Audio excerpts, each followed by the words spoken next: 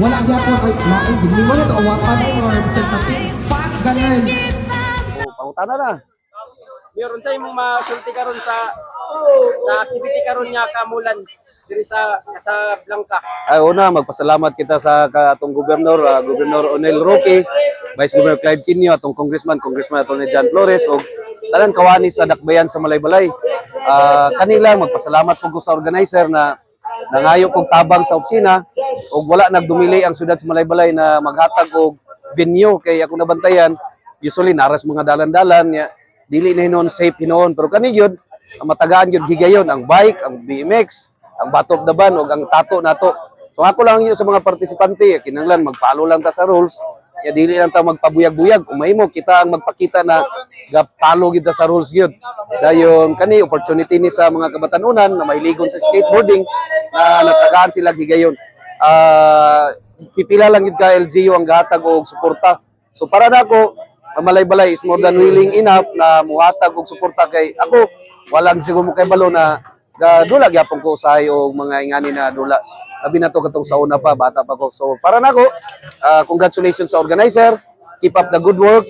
I-organize lang gyud ang mga different na mga chapters kay ngadtong ni ang Bukidnon o ang Malaybalay City dili gyud magdumili sa ilahang resources na matagaan mo og higayon sa ingani na activity. So again, congratulations sa tanan na nagparticipate niini. Dahil salamat og sakat ang Malaybalay kay isa sa muang gabuhaton ang sports youth ma-develop diri sa Malaybalay. Kay welcome tanan ng mga taga outsider sa Malaybalay na ani diri mag-enjoy sa facility og na galing o mag-enjoy sa mga pasundayag labi na ingani. Again, daghang salamat.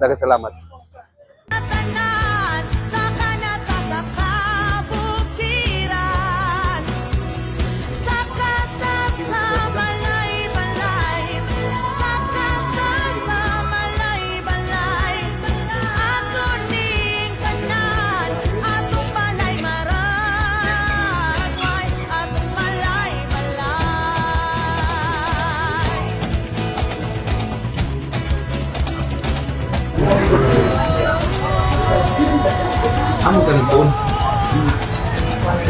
Mo ka to beli ko na.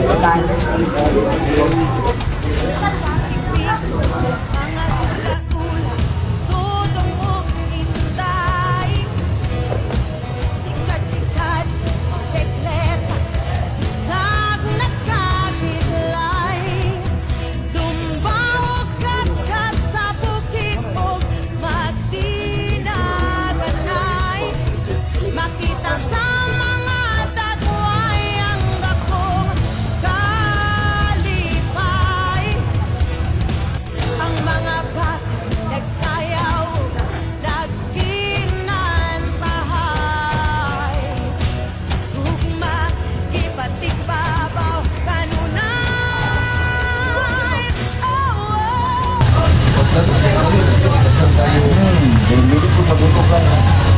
Balik mayor, para sa gamay, magsilang breakfast, magbunod. Gani, pagkakos kayo nito?